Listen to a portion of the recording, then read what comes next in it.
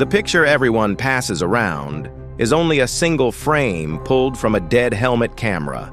A man standing in the doorway of a wood-sided house somewhere in the Appalachian hills, his riding jacket unzipped, bare arms crossed, the porch light blowing out his face.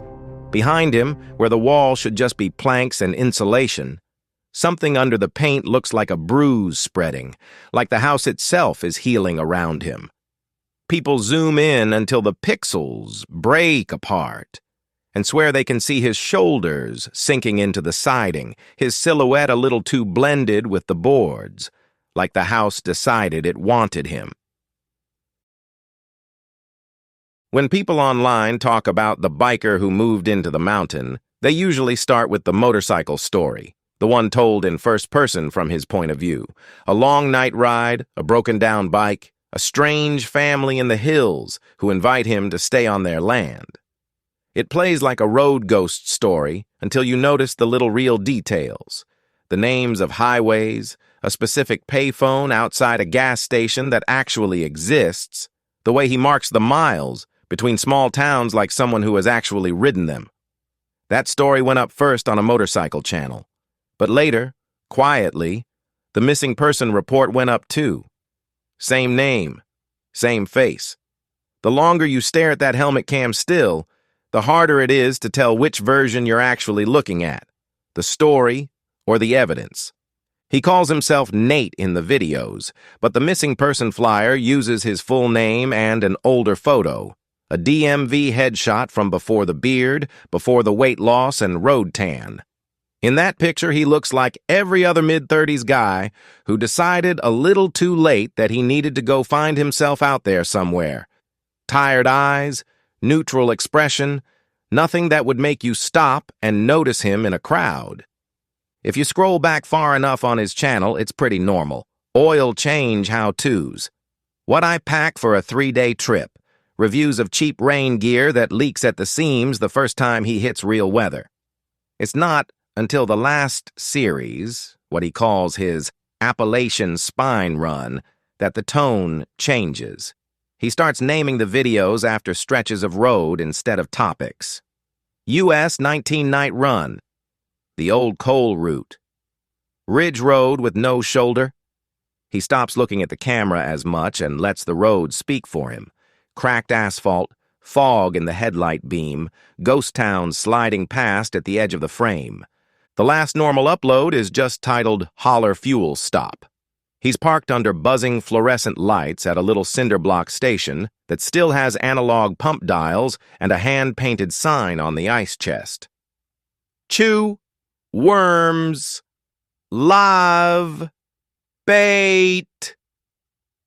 You can see his breath in the air even though it's supposed to be late spring. He points the camera at a payphone bolted to the wall. Y'all ever notice how phone booths are like fossils? He laughs, tapping the receiver with a gloved finger. Bones of a different kind of animal. But if you break down out here and your phone's dead, this ugly thing is the difference between a bad night and a search party. He says that like a joke. But in the description, someone later notices, he adds a tiny line he never explains. If you ever get stuck between Crawley and Nettie, this phone still works. The next upload hits the channel 2 days later. That's the one people mirror, rip, recut, and repost under different titles. He moved into the mountain. The house that ate the biker. Appalachian deal gone wrong. It's shot in the dark. The headlight beam shaking over wet pavement. The engine coughing like it's drowning in its own oil. All right, his voice says over the wind roar, tense and forced light. So, pro tip. Don't cheap out on your stator if you're gonna run heated gear. Ask me how I know. He jokes, but the bike sounds bad. The dash lights flicker.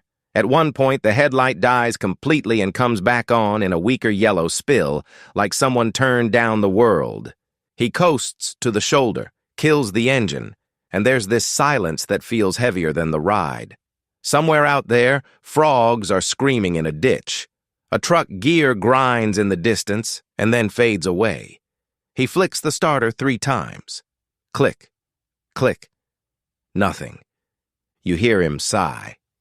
Okay, cool. We are not panicking. Hey, there's that fossil phone, right? There's a cut. The video jumps from black roadside nothing to the harsh rectangle of the gas station's fluorescent front, that same cinder block box, and the payphone hanging there like a relic. His gloves leave damp fingerprints on the metal as he picks up the receiver. "This is knock-off horror movie stuff," he says, half to the camera. "Guy breaks down. Makes a call from an old payphone in the middle of nowhere. Y'all are gonna roast me when I post this." He fishes a folded paper out of his pocket. A tear-off tab from a flyer he must have grabbed off some bulletin board earlier. The camera never clearly shows the whole thing. Free rent, room for rider, work trade. But you can freeze frame enough letters to guess. There's a number written in thick black marker, and under it, one word: home. He dials. You can hear the rotary-style clicks even though it's a touch-tone pad, like the line itself is ancient. It rings 4 times. On the 5th, someone answers, but you don't get the hello, just his response. "Yeah, hey, I got your number off the bulletin at Harlan's Market. I'm on a bike. Had some trouble up here by... Hang on."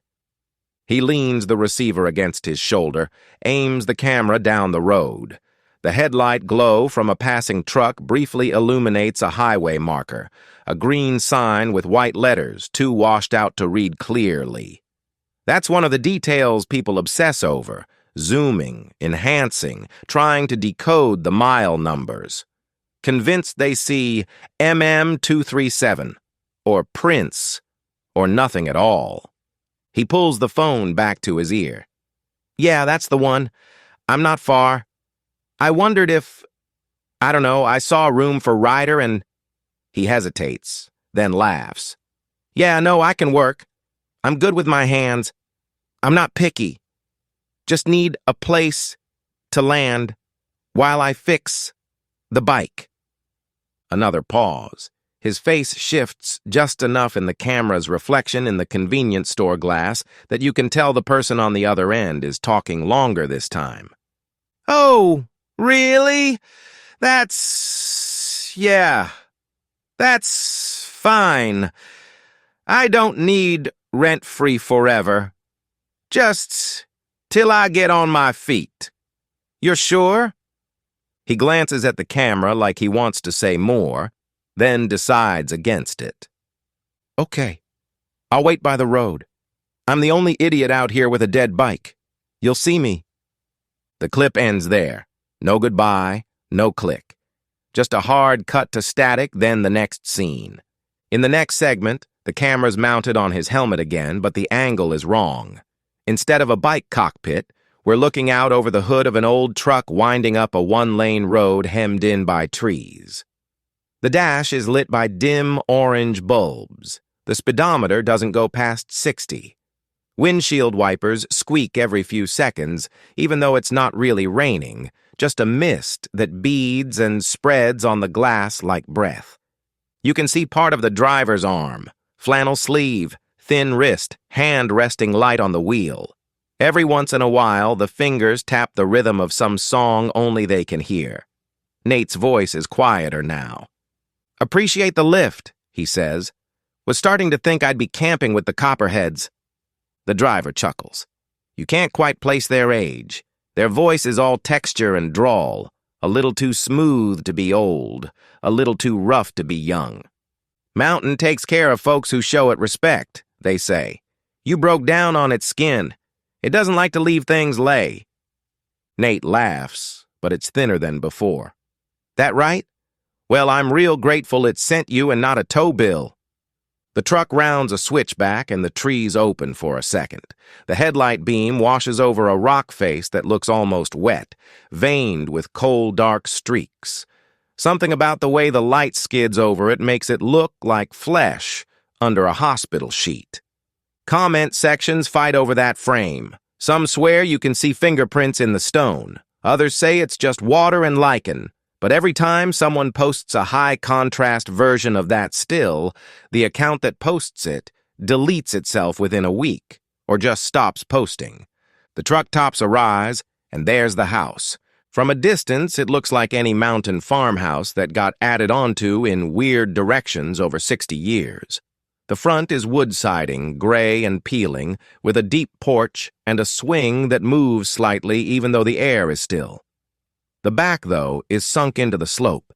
You can see where the foundation stops being cinder block and just blends into the hill. No hard line. Just wall turning into rock, turning into earth, like someone grew the house out of the mountain instead of pouring it. "Home sweet home," the driver says, easing to a stop. "You can leave your bike down at the bottom till we fetch it. Mountain knows it's yours now." That line bothers people. Not just home, but the way they say the mountain knows things, like it's paying attention. The next chunk of footage jumps to morning. Sunlight, but not the cheerful kind. Thin, strained through fog. Nate is on the porch, circling slowly, helmet camera clicking every so often as the auto exposure fights the low light.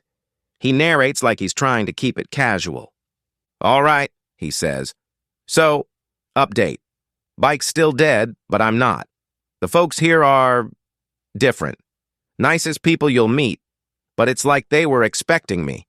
The old man said my name before I even introduced myself. Swears he heard it in a dream." He zooms in on the siding where the porch meets the hill. The boards look puffy, swollen, like they got drenched and then dried without ever really shrinking back. Right where the wood touches the soil, there's a stain that creeps upward in a soft oval, darker than the rest of the wall. "Damp problem," he jokes weakly. "The house kind of bruises. They say it's just the way the mountain breathes. The way he said that, I don't know. You can feel it under your feet at night, like a furnace turning over." Someone in the comments timestamps that line and never replies when people ask what they mean. Their account becomes a graveyard of that one video and nothing else. From there, the uploads get less frequent and more personal. No more road footage, no more how-tos, just quiet check-ins that look like he hit record because he couldn't sleep and needed to talk to someone, even if it was just the lens. Day. "I'm not even sure anymore," he says in one late clip. He's sitting in a small room with no windows, just that same wood siding on 3 sides, and on the 4th, bare rock. The camera tries to decide which surface to white balance to and gives up, leaving everything slightly sickly. "I've been helping with the work they mentioned. It's mostly moving things, boxes, buckets. They say there's old mine cuts back behind the house that need tending." He smiles, but it doesn't reach his eyes. "I know you're yelling at your screens right now. Don't go in the mine, idiot." "I hear you. But it's not like that. It's not a hole you go down. It's more like..." He looks past the camera, toward the rock wall. "Like the house and the mountain never finish separating. There are places where the drywall just gives. You push and it pushes back. Like cartilage." Somebody overlays that audio on a looping clip of raw meat being kneaded by a butcher and gets 1 million views before it's taken down for graphic content, even though there's no blood. The last video on his channel, the one the helmet cam still comes from, goes up at 3 in the morning with no description. It's only 27 seconds long. It opens with the porch light blinding the lens. The camera adjusts, and there he is, standing in the doorway, jacket unzipped, bare arms crossed against the chill. He's thinner than he was in the first videos. Not road thin, hollow thin. His eyes look darker, but it's hard to tell if that's shadow or just the way the porch light hits. "Hey, everybody," he says softly. "Quick check-in. I know I fell off the map a bit. Service is weird out here." He glances back over his shoulder. The wall behind him is wrong. The boards look like they're flexing with his breathing, swelling in and out in slow, shallow tides. The bruise-shaped stain from earlier is bigger now, reaching up to his shoulder blades. The edges are feathered, like veins exploring.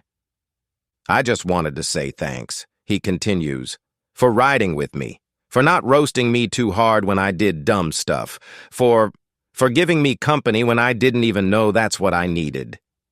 As he talks, the siding behind his arms seems to tighten subtly, edges curling inwards. It's the kind of thing you'd miss if you weren't looking. You only notice because someone later slowed the clip to quarter speed and outlined the movement frame by frame. "They offered me a place here," he says. "Not just a room, a place, a way to belong. I know that sounds like some cult thing, but it's not. It's quieter than that. The mountain doesn't ask you to believe. It just takes the weight." He shifts, and his shoulder dips into the wall a little too far, sinking an extra fraction of an inch before stopping. The paint doesn't crack. It wrinkles around him, smooth and elastic, then settles. He doesn't flinch. "Anywhere else the road keeps you moving," he says. "You get used to leaving pieces of yourself behind you in little rooms and diners and gas stations. Out here it feels like the opposite. Like the mountain is collecting all the versions of you that never got to stay anywhere and just keeping them safe." He smiles then. It's small, real, and deeply wrong at the same time. "I think I'm going to stay," he says. "So if you don't hear from me again, it's not because something bad happened. It's because I finally found a place that doesn't want me to leave." Over his shoulder, the bruise in the wall pulses once, in time with his words. "Be good to each other out there," he adds. "Watch your gas. Watch the weather. And if you ever break down on this stretch of road, don't worry. The mountain doesn't like to leave things lay." The porch light flickers. For one frame, literally one, people have counted, the doorway behind him is gone. There's no door, no jamb, no inside. Just a smooth surface of something that might be rock, might be flesh, perfectly flush with the outer wall. In that frame, his arms look like they're buried to the elbow in it, like he's crossing them through a body instead of over his chest. Then the light comes back, the wall is boards again, and the video cuts. That's where his channel ends. The missing person report shows up a week later on a sheriff's department Facebook page, then gets shared into riding groups. The flyer uses the old DMV photo, but someone in the comments posts a side-by-side with the porch still. Same jawline, same ears, same little scar on the eyebrow. They ask if anyone's seen him. People start trying to find the house. They geolocate the gas station from the earlier video. Turns out it really is between Crawley and Nettie, right where he says.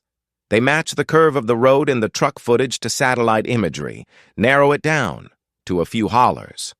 More than one rider drives those roads with a helmet cam rolling, hoping to catch the same rock face, the same turn, the same house sunk into the hill. What they bring back is close. A dozen near misses. Houses that kind of match, roads that mostly line up. But there's always something off. Wrong number of windows, different porch posts, no bruise on the wall. Every once in a while, though, someone posts a blurry shot taken in the rain where, way up on a ridge, you can see a porch light burning against the hillside. No road leading to it, no driveway. Just a square of yellow lodged in the flank of the mountain, like a lantern swallowed and held just under the skin. That's when new stories start. Riders who say they heard a phone ringing from the side of the road where there's no phone. People who swear they smelled pine cleaner and damp wood shavings in the middle of nowhere. Like the air from an old house's hallway exhaled right across the double yellow line. A guy on a dual sport who claims his GPS glitched, rerouted him down a logging road that doesn't officially exist, and for 3 minutes, his map showed his position inside solid rock before it snapped back to normal. The posts get weirder, more frantic, then vanish. Accounts go quiet. Threads lock. A few users say they're done chasing it. That you can feel when the story stops being a story and starts being something that wants you to keep looking. So now the legend sits where most of them do, halfway between a cautionary tale and a dare. Some riders say that if you run that stretch at night and your bike suddenly starts running too smooth, engine humming, suspension soaking up every bump like the road's gone soft, you should turn around. Right then. Don't stop. Don't look for a payphone. Don't answer any calls from blocked numbers that somehow know your name. Because out there in the dark, tucked into the ribs of the hills, there's a house that never finished being just a house. A place where the mountain and the people who served it decided they were tired of watching drifters blow past, tired of letting pieces of them scatter across the map. It found one who was ready to stay. And if you listen close, on some fog-heavy nights when the ridges are low and the air smells like wet lumber and warm dust, you can almost hear a porch board creak as someone shifts their weight, crossing their arms just inside a doorway you can't see. If you do, don't go looking for the light. The mountain doesn't like to leave things lay.